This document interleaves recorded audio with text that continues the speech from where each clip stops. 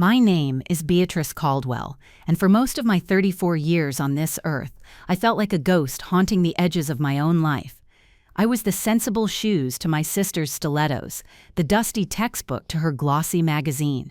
It was a role I had been assigned early and had for the most part accepted with a quiet resignation. I never imagined that the very man my family had designated as the crowning jewel for my sister's life would be the one to finally see me. She wouldn't see me for my looks or my charm, but for the one thing my family always considered a liability, my mind. The story of how I found my voice began not with a whisper, but with an argument, a fierce, unapologetic debate that would echo through the halls of power and change the entire trajectory of my future. It was the moment I stopped being a footnote and started writing my own chapter, and it turned out to be the most satisfying political victory of all. Before I dive into the night that started it all, the fundraiser that became a battleground of ideas on a quiet balcony, let me know where you're all watching from in the comments below.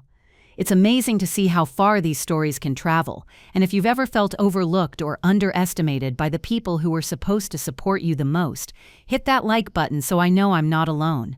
For all the new viewers here, make sure you subscribe, because this is a community for people who know that our real worth isn't always what shows on the surface.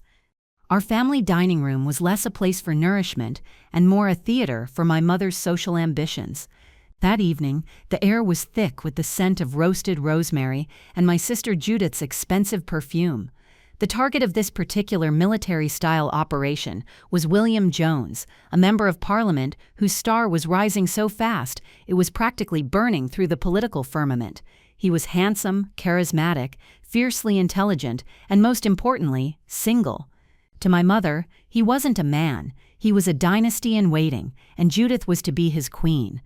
"Judith, darling," my mother said, dabbing her lips with a linen napkin, her eyes gleaming with strategic fervor.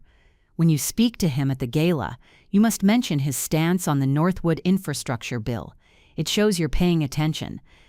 Judith, who could spend 3 hours debating the merits of different shades of beige for a new handbag, but whose political knowledge was skin-deep, nodded seriously. "The Northwood bill, of course, it's brilliant." "Don't just say it's brilliant," my father interjected, his voice carrying the weight of a general briefing his troops. He slid a piece of paper across the polished mahogany table. "Here are the key phrases, a bold stroke of fiscal genius, revolutionizing commuter logistics." He used those in his last interview. Echoing his own words back to him shows alignment. I pushed a stray piece of asparagus around my plate. "It also shows you've just read his last interview," I murmured, unable to help myself. 4 pairs of eyes swiveled to me. It was as if a piece of furniture had suddenly offered a political critique. "Beatrice, please," my mother sighed, a familiar wave of weary disappointment washing over her features. "This is not the time for your contrarianism." "It's not contrarian," I said, my voice quiet but firm. "It's just that the Northwood bill has a massive flaw in its environmental impact assessment. The projected carbon offset is based on outdated forestry models. William Jones is smart, but he's not infallible. If Judith really wants to impress him, she should ask a challenging question, not just parrot his press releases." My father set his fork down with a sharp clink. "And what would that accomplish, Beatrice? You think a man like William Jones wants to be challenged by a pretty girl at a party. He wants to be admired. He wants to see that his vision is shared. Judith is beautiful and charming. That is her strength. You're asking her to play your game, and it's a game that doesn't work at this level." The words hung in the air, each one a tiny sharp stone thrown my way. Your game. The game of books, of data, of substance. The losing game. I remembered being 12, preparing for a school debate competition. I had spent weeks researching, my arguments meticulously structured. The night before, my father sat me down and told me to go easy on my opponent, a boy whose father was an important client of his.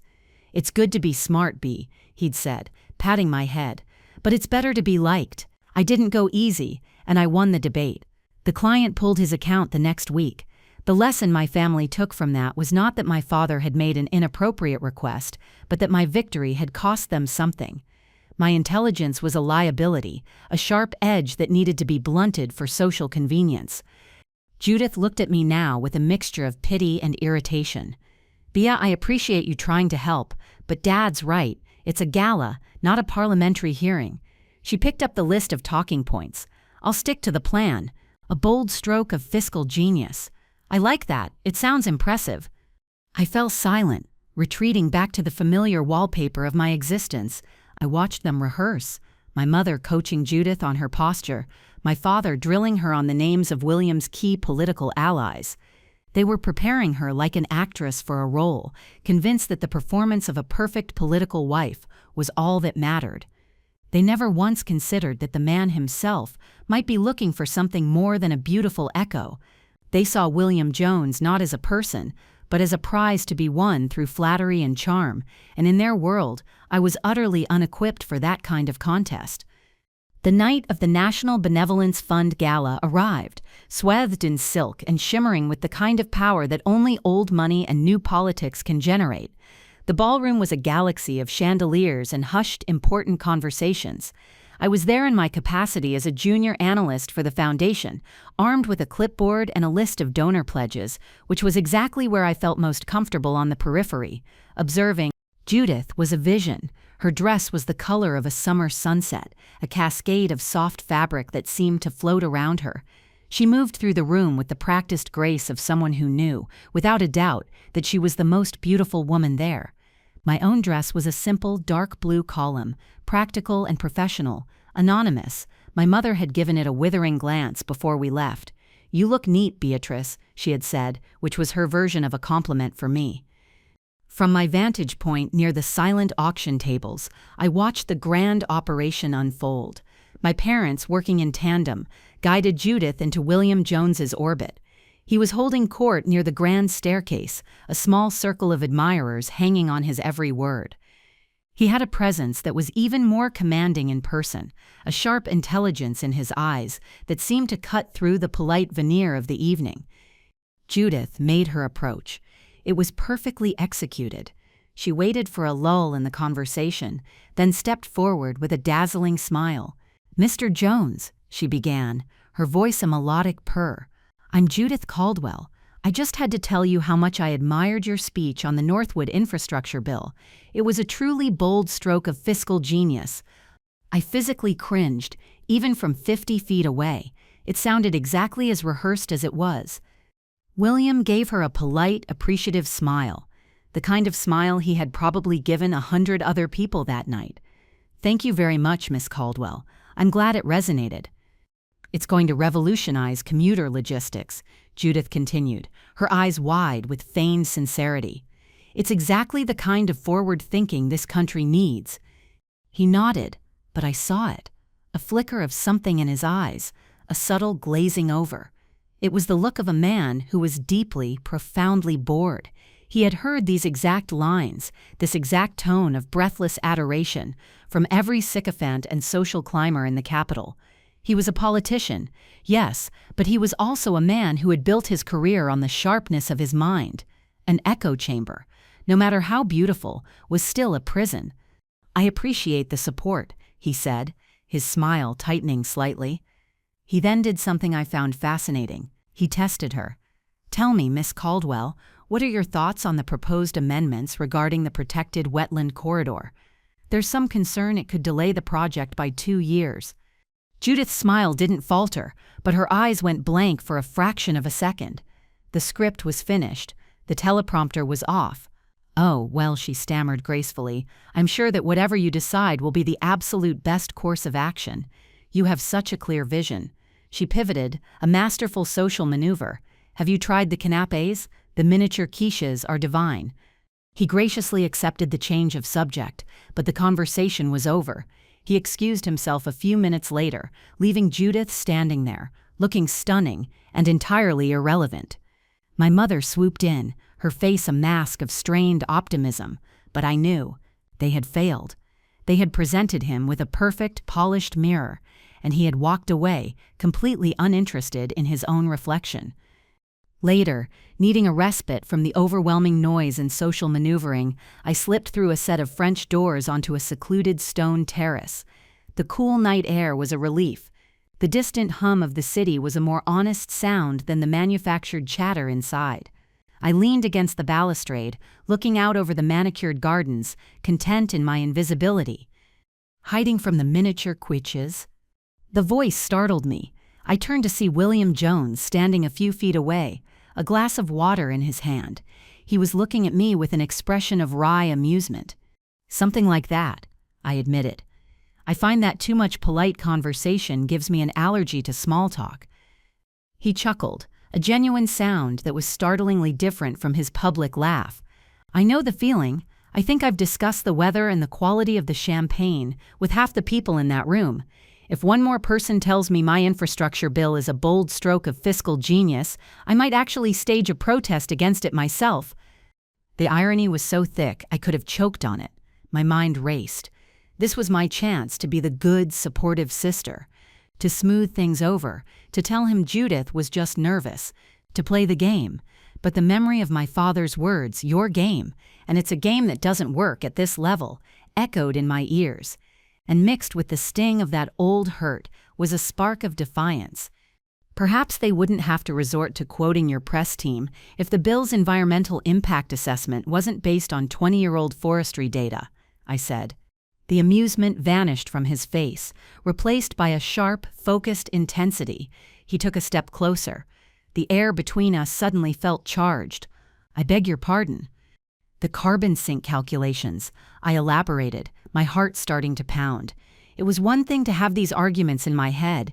It was another to have them with the man himself. "They're overly optimistic.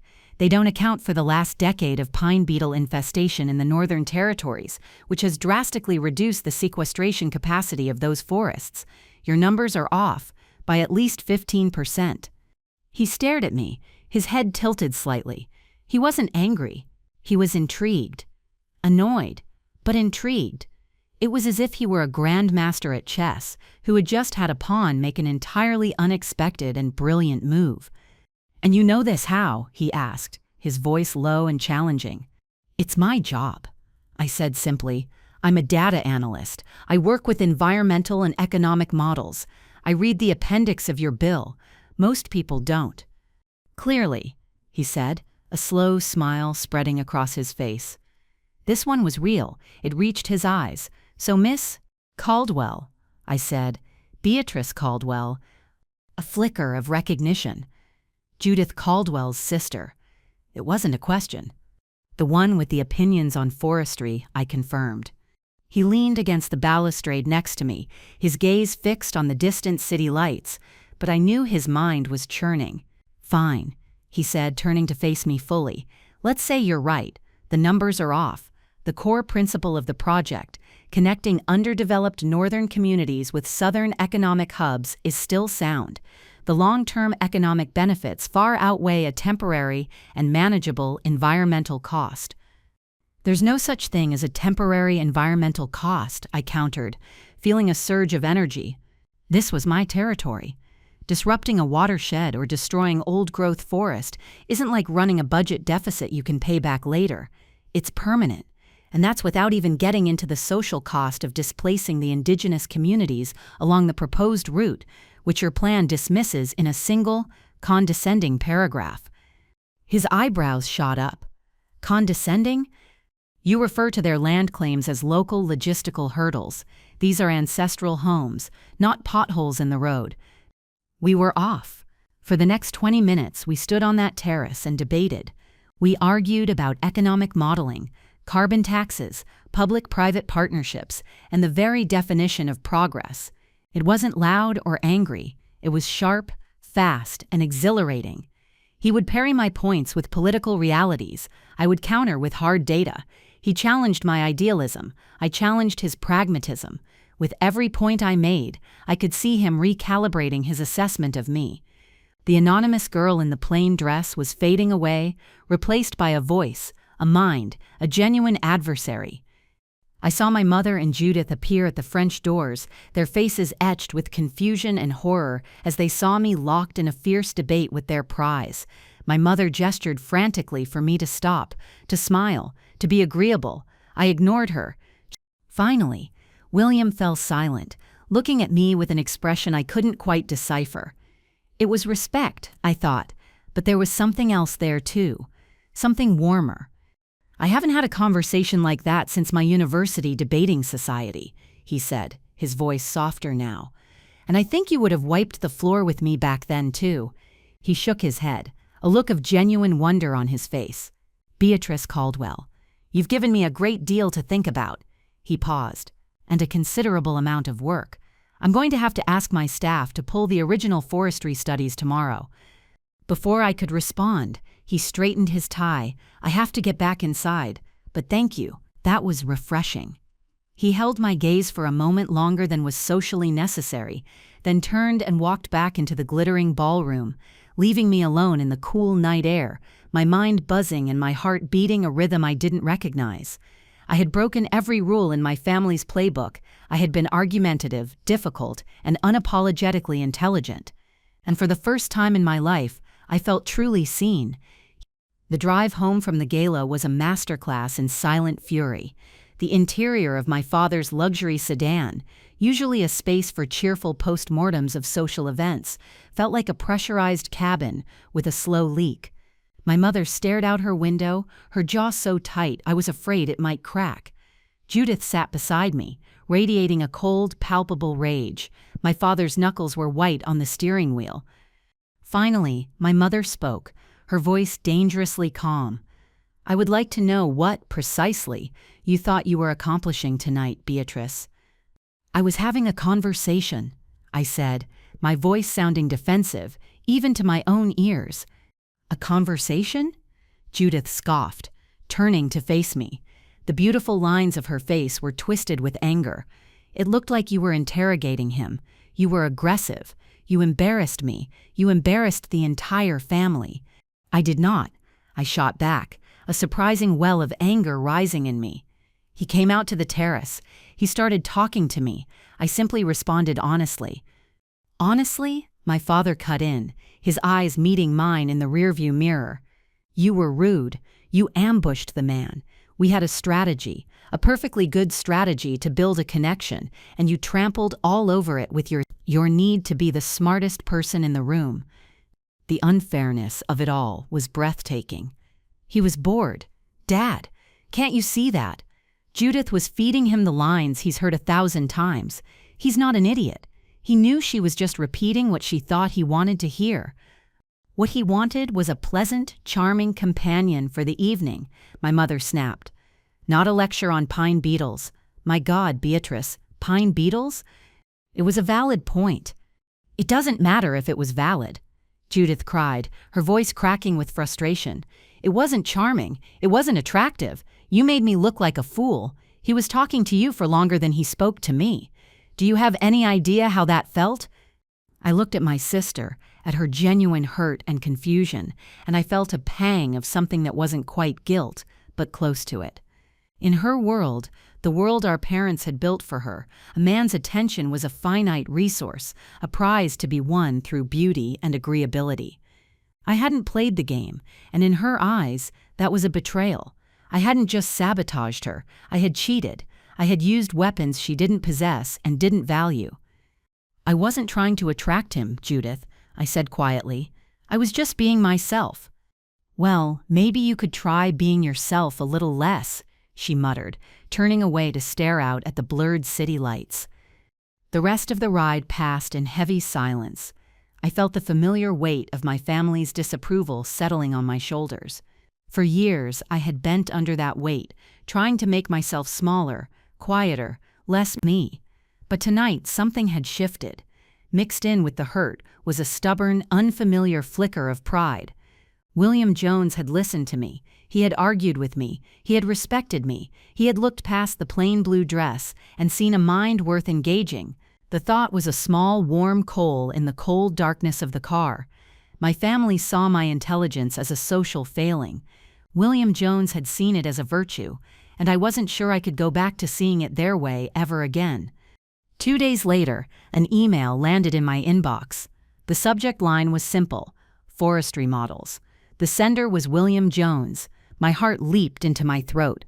I clicked it open, my hands trembling slightly. The message was brief and to the point. Miss Caldwell, you were right. My team reviewed the data this morning. The models are outdated. The numbers are off. I've asked for a full reassessment, which will likely delay the preliminary vote, much to the chagrin of the party whips. It seems I owe you a debt of gratitude for saving me from a significant public embarrassment down the line. I'd like to repay it and continue our conversation over coffee. Would you be available this week? William Jones. I read it 3 times. He wasn't just admitting I was right, he was acting on it. He was choosing substance over political expediency, and he wanted to see me again. A giddy, terrifying feeling bubbled up inside me. I typed out a calm, professional response, suggesting a time and place, my mind racing a mile a minute. We met at a quiet cafe near Parliament, a place frequented more by civil servants than by lobbyists. It was a neutral ground. He was already there when I arrived, sitting at a small table in the corner, reading a thick policy briefing. He looked up as I approached, and the smile he gave me was unguarded and genuine. Beatrice, he said, standing up, thank you for coming. Of course, I replied, trying to keep my voice steady. I was glad my information was helpful. Helpful doesn't begin to cover it, he said as we sat down. My chief of staff is convinced you're a spy sent by the opposition to subtly sabotage my landmark bill. I raised an eyebrow. And what do you think? I think my chief of staff is overly paranoid, and I think I've been relying on people who are too afraid to tell me I'm wrong. He leaned forward, his expression serious. The people in my circle, they manage my rise. They strategize, they agree. It's their job, but it creates an echo chamber.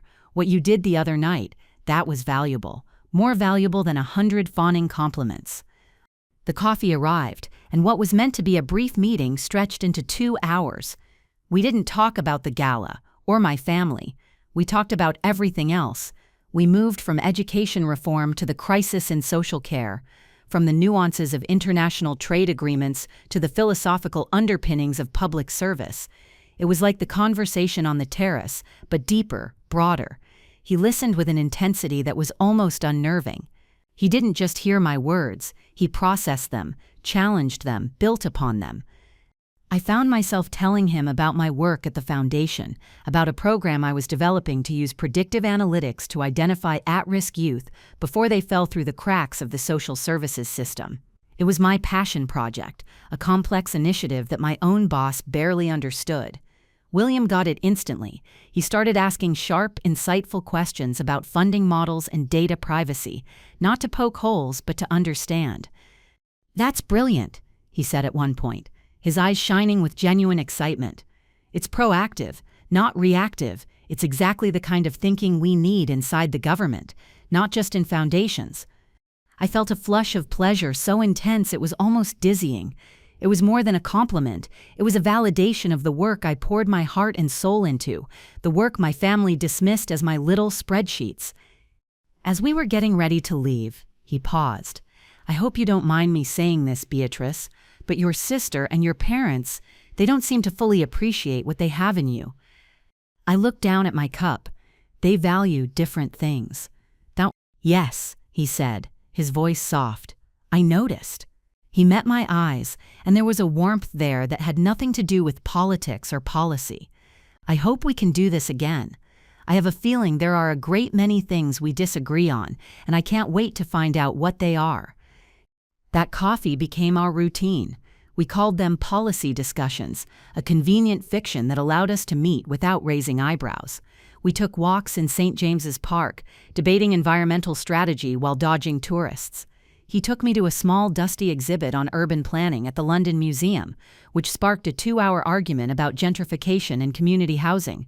He started sending me drafts of his speeches, not for proofreading, but for demolition. "Be ruthless," he would write in the subject line. And I was. I tore his arguments apart, pointing out weaknesses, questioning his assumptions, and he would take my notes and build something stronger, more resilient, more honest. I was becoming his secret weapon, his intellectual sparring partner, and somewhere along the way, between the debates about carbon taxes and healthcare reform, the lines began to blur. The intellectual intimacy we shared was bleeding into something more personal. I learned about the immense pressure he was under from his party, the weight of expectation on his shoulders. He learned about my frustration with feeling invisible, my quiet ambition to make a real difference in the world. Meanwhile, Judith's attempts to capture his attention grew more strained. She would attend events where she knew he'd be, armed with new, flimsy talking points, often about topics I'd mentioned at home. She once tried to engage him on the subject of urban planning, parroting a phrase I had used about community-centric design. When he asked her a simple follow-up question about what that meant in practice, she could only offer a vague platitude and a beautiful, empty smile. I saw the moment he finally put it all together. He looked from her faltering expression to me, standing a few feet away, and a look of profound disappointment, even pity, crossed his face. He was seeing the mechanism laid bare. He knew she was using my words, my thoughts, without any of the understanding behind them. She was an echo, and he had already found the source of the sound. From that point on, he was never less than polite to her, but a cool, impenetrable wall went up. He no longer saw her. One rainy Tuesday afternoon, I was summoned to a meeting not with William, but with his chief of staff, Henry Ashworth. Henry was a legendary figure in Westminster, a sharp, intimidating man in his late 50s who had guided William's career from the very beginning. He was fiercely protective and notoriously difficult to impress. The invitation felt like being called to the principal's office. His office was Spartan and efficient, smelling of old books and fresh coffee. He didn't waste time on pleasantries. "Miss Caldwell," he said, gesturing to a chair, "I've been reviewing the logs. You and Mr. Jones have been communicating quite frequently." "We discuss policy," I said, keeping my voice even. "So I hear," he said, his eyes, like a hawk's, scrutinizing me. "He's also started quoting you in his committee meetings. He's shelved 2 major policy announcements pending further data analysis that you seem to be providing. You have become, in a very short amount of time, a significant influence. I hope it's a positive influence." "That's what I'm here to determine," Henry said bluntly. "William has a future, a very important one. He is on a trajectory to lead this party, and perhaps this country. Such a journey does not allow for distractions or vulnerabilities." It was a test. He thought I was a social climber, an operator, maybe even a honey trap. He was trying to intimidate me, to gauge my motives. The old Beatrice would have shrunk under his gaze, apologized for taking up William's time. But the Beatrice who had spent the last 2 months debating a future prime minister was not so easily cowed. "Mr. Ashworth," I said, leaning forward slightly, "let's be clear. I have no interest in William's trajectory. I am interested in sound policy. I am interested in ideas that are defensible, data that is accurate, and arguments that are built on a foundation of integrity. What I've been discussing with William is substance, not strategy. If you think his policies are stronger now, then my influence is positive. If you think they are weaker, then by all means tell him to stop calling me. But do not mistake an intellectual partnership for a distraction. Frankly, the kind of fawning sycophancy he usually endures is a far greater vulnerability to his career than an honest debate." Henry Ashworth was silent for a long moment. He stared at me, his expression unreadable. I held his gaze, my heart hammering against my ribs. I had laid all my cards on the table. Finally, the corner of his mouth twitched into what might have been a smile. "He said you were formidable," he murmured almost to himself. He leaned back in his chair, the tension in the room dissipating. "William is a good man, Miss Caldwell, and a brilliant one. But he has a blind spot. He trusts too easily. He wants to see the best in people. My job is to see the worst. I needed to know what your intentions were." "And now you do," I said. "Yes," he said, standing up, the meeting clearly over. "I do." As I reached the door, he added one more thing. "For what it's worth, your analysis of the pension fund reforms was surgical. You saved us a decade of headaches." Walking out of that building, I felt a new sense of solidity. I had been tested by William's most trusted guardian, and I had not been found wanting. My relationship with William, whatever it was becoming, was real. It was built on a foundation of respect that was now, finally, starting to feel mutual. That weekend, William suggested we get out of the city. We drove out to a sprawling national park, a place of rugged hills and windswept trees. We walked for hours, our conversation weaving between the personal and the political. It was on a windswept ridge, overlooking a vast green valley, that the last of the pretense between us fell away. We had been engaged in a heated but friendly debate about renewable energy subsidies. I was arguing for more aggressive government investment in new technologies, while he was advocating for a more market-driven approach. "You're an idealist, Beatrice," he said, laughing as he tried to shield his face from the wind. "And you're a pragmatist, William.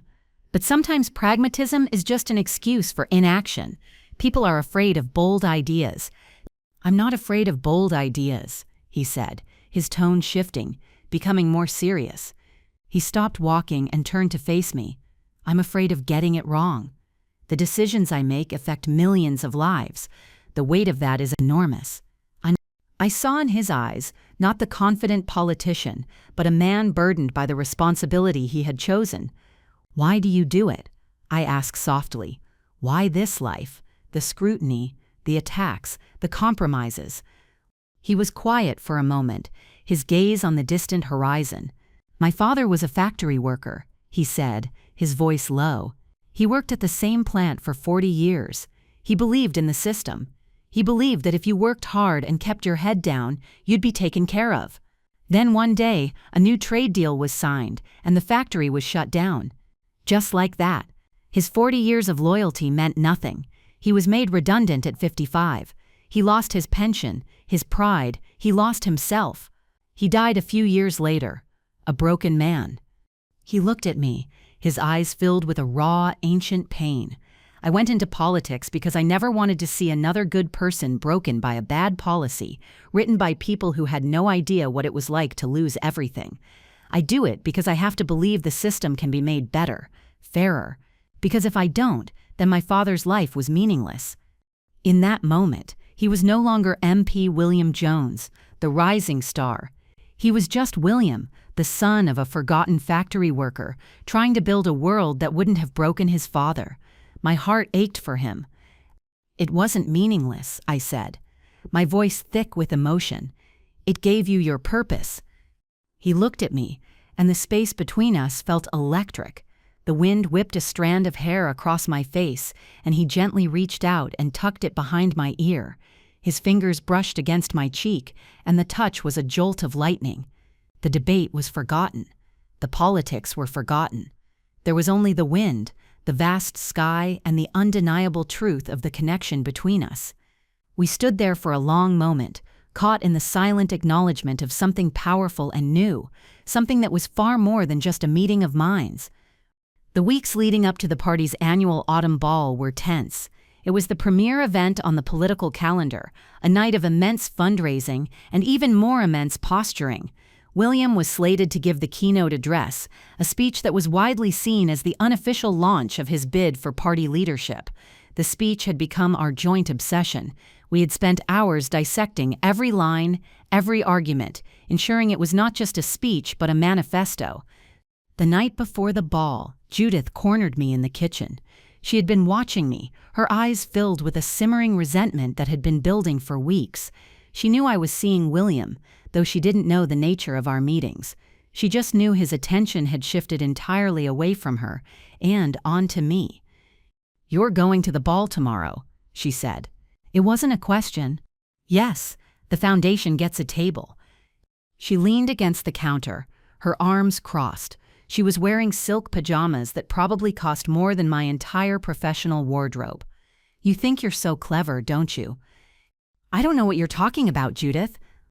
"Don't play dumb with me, Beatrice," she sneered. "I see what you're doing, all those quiet little meetings. Feeding him your boring ideas about the economy and the environment. You're poisoning him against me." "That's ridiculous," I said, my patience wearing thin. "This has nothing to do with you." "It has everything to do with me," she insisted, her voice rising. "He was supposed to be mine.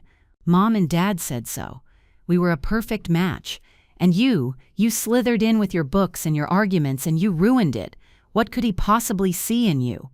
The question hung in the air, dripping with all the casual cruelty she could muster. It was the same question my parents' faces asked every time they looked at me. It was the question I had spent a lifetime asking myself. But hearing it from her now, after everything, something inside me snapped. The years of quiet resentment, of swallowing my hurt, of accepting my role as the lesser sister, finally came to a boil. "He sees a mind, Judith," I said, my voice low and shaking with a cold fury I didn't know I possessed. "He sees an equal. He sees someone who can challenge him and make him better. What he sees in me is everything you and Mom and Dad taught me to hide. He's not looking for a decoration, he's looking for a partner. And I am so sorry that you are so completely incapable of understanding the difference." She stared at me, her mouth slightly agape, genuinely shocked by my outburst. For the first time, I hadn't just absorbed her blow. I had hit back. The power dynamic between us, so rigidly defined since childhood, had just fractured. Without another word, I turned and walked out of the room, leaving her standing alone in the silent kitchen. The battle lines had been drawn. The ballroom was an ocean of black ties and glittering gowns. The air hummed with power, ambition, and the clinking of champagne glasses. My parents had positioned themselves at a central table, with Judith, looking like a tragic heroine in a breathtaking silver dress, beside them. They were still playing the game, still hoping for a last-minute miracle. I was seated at the foundation's table near the back, a position that suited me perfectly. William found me before the dinner service began. He looked impossibly handsome in his tuxedo, but his eyes were tense. "Ready for the big show?" I asked. "I feel like I'm about to defend a doctoral thesis to a room full of my most cynical professors," he said with a wry smile. He squeezed my hand under the tablecloth. "Your section on social mobility is the heart of it. If they buy that, they'll buy the rest." "It's not my section," I whispered back. "It's ours. Now go on. They're waiting for you." He gave my hand one last squeeze and made his way to the head table, a sea of important faces parting before him. When he took the stage after dinner, a hush fell over the room. He stood at the podium, a figure of calm authority under the bright lights. And then he began to speak. It was a masterful performance. He was passionate, articulate, and compelling. But for me, it was something more. It was a symphony I had helped compose. I heard the echo of our debates in the park, the turn of a phrase we had argued over for an hour one rainy afternoon. When he reached the section on social mobility, he spoke of breaking down the barriers between the privileged and the forgotten, of creating a society where a person's potential was not dictated by their postcode. He used the analogy we had crafted together of society as a building with ladders on every floor, not just in the penthouse. It was my data, my arguments, but it was his conviction, his voice that made it soar. My parents and Judith listened, their expressions polite and uncomprehending. They heard a good speech. I heard a conversation. I heard a partnership. I felt a swell of pride so powerful, it almost brought tears to my eyes. He concluded his speech to a thunderous, sustained standing ovation. It was a triumph. The party leadership was his for the taking. The questions from the press began immediately. A well-known political journalist from a major newspaper got the first one. "Mr. Jones, a brilliant speech. But there are those who will say your proposal for the youth analytics program is radical, perhaps even an overreach of government into social affairs. It's a significant departure from your previous, more fiscally conservative positions. What prompted such a bold and innovative shift in your thinking?" My blood ran cold. He was talking about my passion project, the very idea I had explained to him in that cafe weeks ago, now refined and woven into the fabric of his platform. This was the moment. He could take all the credit. It was his right. He was the politician, the voice. I was the backroom analyst, the ghost. William smiled, a genuine warm smile that seemed to fill the vast room. He leaned into the microphone. "That's an excellent question, and it gets to the heart of what this new vision is all about. True leadership isn't about having all the answers. It's about listening to the right questions. The final shape of that policy, and indeed much of the thinking that underpinned my speech tonight, owes a great deal to a series of rigorous, often fierce debates with a brilliant policy analyst who challenged my every assumption and forced me to build a better, more human argument. A murmur went through the crowd. My heart was pounding against my ribs like a trapped bird. William's eyes scanned the room, sweeping past the rows of donors and dignitaries, past the press corps, past the head table where my family sat, their faces frozen in confusion. His gaze found me, in the back of the room, at my insignificant table. He held my eyes. In fact, he continued, his voice ringing with clarity and conviction, "She's here tonight, Beatrice Caldwell." It was as if a lightning bolt had struck the room. Every head turned, hundreds of pairs of eyes, belonging to the most powerful people in the country, swiveled in my direction. The flash of a camera went off, then another and another, creating a blinding, disorienting strobe effect. In the center of it all, I saw my family. My father's jaw was slack with shock. My mother looked as if she had been slapped. And Judith, her face was a perfect, beautiful mask of utter disbelief and incandescent fury. Ignoring the clamor, William stepped down from the stage. He didn't walk back to the head table. He walked through the stunned crowd, his path unwavering, directly towards me.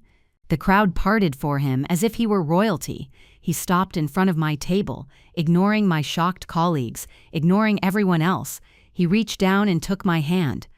"Thank you," he said, his voice low, for my ears only, though the whole room was watching. "You make me better." Then, raising his voice so those nearby could hear, he said, "I was hoping you would allow me to escort you for the rest of the evening, Beatrice." He pulled me gently to my feet. He kept my hand firmly in his, a silent public declaration. He had been offered a beautiful, agreeable reflection of himself, and he had rejected it. In front of everyone who mattered in his world, he had chosen the woman who argued with him. He hadn't chosen a follower to stand behind him. He had chosen an advisor, a partner, to stand beside him. In that moment, I wasn't the plain sister anymore. I was the formidable one. The rest of the evening passed in a surreal haze. I was no longer an anonymous observer. I was the epicenter of the room's curiosity. People who had looked through me an hour before now crowded around, eager to shake my hand, to ask my opinion, to understand who this woman was who had so clearly captured the mind of William Jones. William remained steadfastly by my side, a calm and protective anchor in the swirling sea of attention. He introduced me not as his date, but with a quiet pride that spoke volumes. "This is Beatrice Caldwell," he would say, "the architect of our new youth policy." Later, we found a moment of peace on the same terrace where we'd had our first argument. The distant buzz of the party felt a world away. "You didn't have to do that," I said, my voice still trembling slightly. "You could have taken all the credit." "And what kind of leader would that make me?" he replied, turning to face me. The city lights glittered behind him. "One who steals the best ideas from his team and presents them as his own? No, thank you. Besides, it wouldn't have been the truth." He took both of my hands in his. "The truth, Beatrice, is that I don't want someone who just agrees with me. I've had a lifetime of that. It's empty. It's lonely. I want someone who challenges me, someone who sees the flaws in my arguments, someone who fights with me to find a better way." His eyes were dark and serious. "I'm not looking for a first lady who can pick out china patterns and smile for the cameras. I'm looking for a partner, a brilliant, formidable advisor who can hold her own in any room, who will tell me the hard truths when no one else will. I'm looking for you." The sincerity in his voice washed away the last of my doubts. He wasn't just attracted to my mind, he valued it. He saw it as the most essential part of me, and the most essential part of any partnership he wanted to build. It was everything I had ever secretly hoped for, and never ever believed was possible. I looked up at him, the man who was set to become one of the most powerful figures in the country, and I saw my equal. The confrontation with my family came the following afternoon. It wasn't a shouting match. It was colder and more devastating than that. I found them in the living room, a silent tribunal, waiting for me. "So," my father began, forgoing any greeting, You've been seeing him behind our backs." "I haven't been doing anything behind anyone's back," I said, my newfound confidence holding firm. "I have a life, a career. It intersects with his." "Don't be deliberately obtuse, Beatrice," my mother said, her voice thin and sharp. "You manipulated this situation. You saw an opportunity with a powerful man, and you deliberately sabotaged your own sister." It was so far from the truth that I almost laughed. They were incapable of seeing the world through any lens other than their own shallow, strategic one. They couldn't conceive of a connection based on intellect and respect. In their minds, it had to be a coup, a devious plot. "You think this was a plot?" I asked, my voice laced with disbelief. "You think I orchestrated a debate on environmental policy on a terrace as part of some grand scheme to steal him from Judith?" "It doesn't matter what the details were," Judith said, speaking for the first time. Her voice was flat, defeated. "You won. He chose you." She looked at me, her eyes filled not with rage anymore, but with a genuine, painful bewilderment. "I just don't understand why." And there it was, the core of their universe, cracked and broken. Their belief system, that beauty, charm, and social grace were the ultimate currency for a woman, had been publicly repudiated.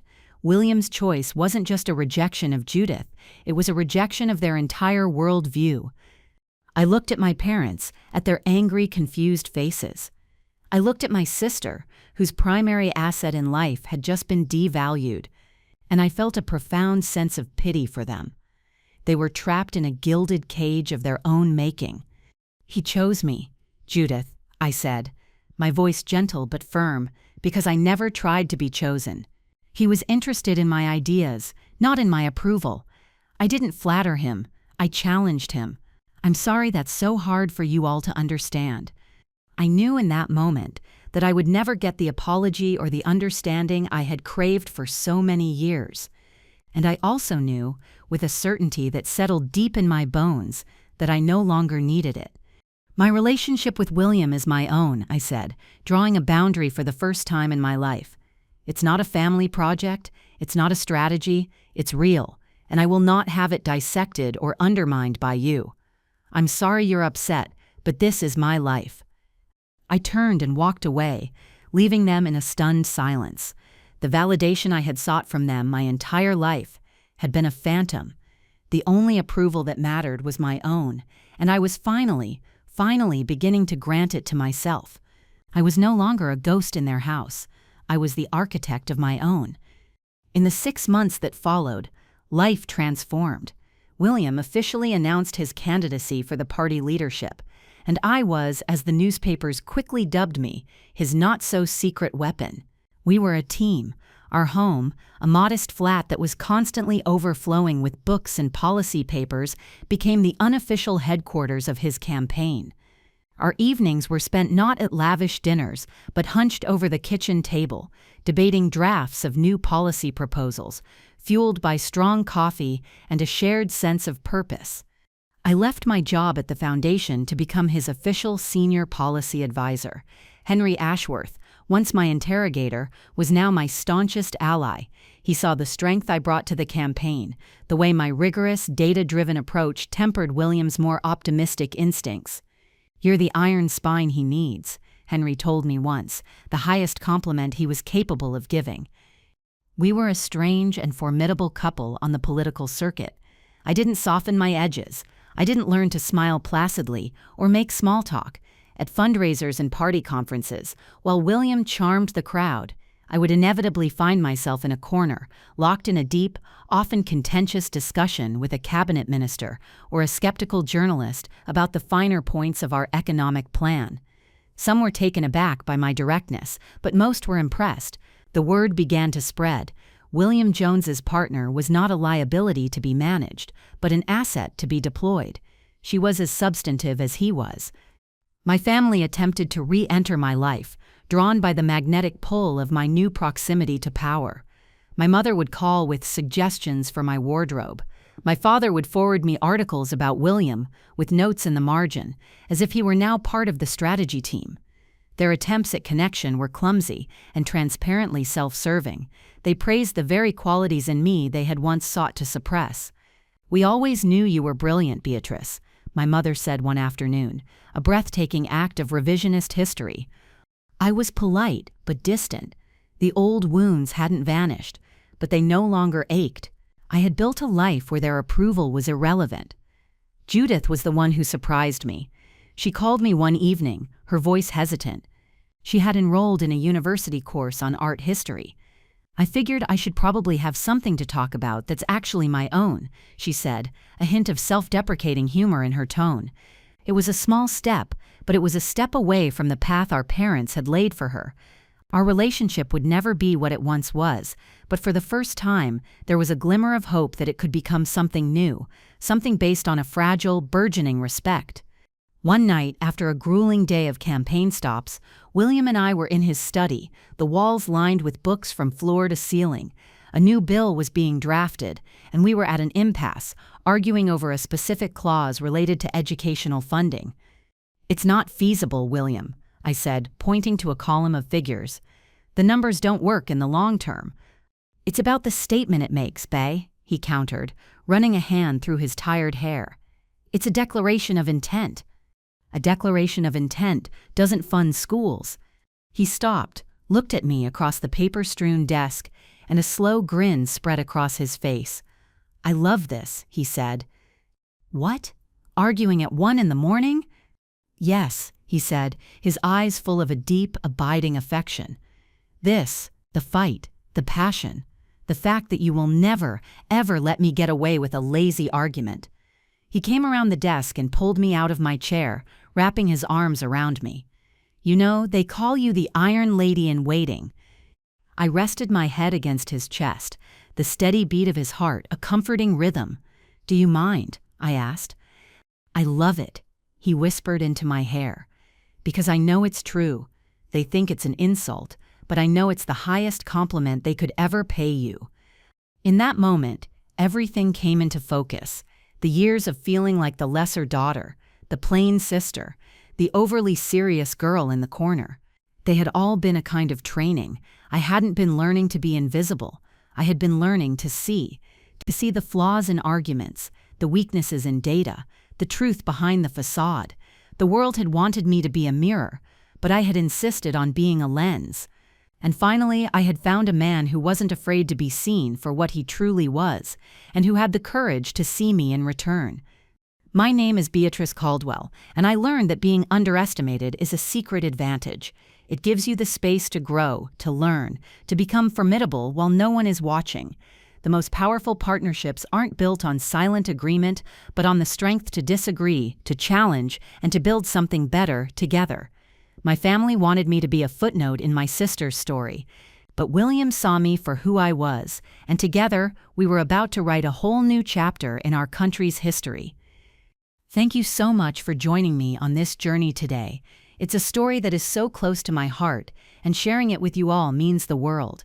Have you ever been in a situation where a quality others saw as a flaw turned out to be your greatest strength? Share your story in the comments below. I read as many as I can, and I find so much inspiration in them. Don't forget to like this video if my story resonated with you, and please subscribe for more stories about finding our own power in unexpected places. Remember, your value is not determined by those who refuse to see it. It is inherent, it is powerful, and it is yours alone. Thank you for listening.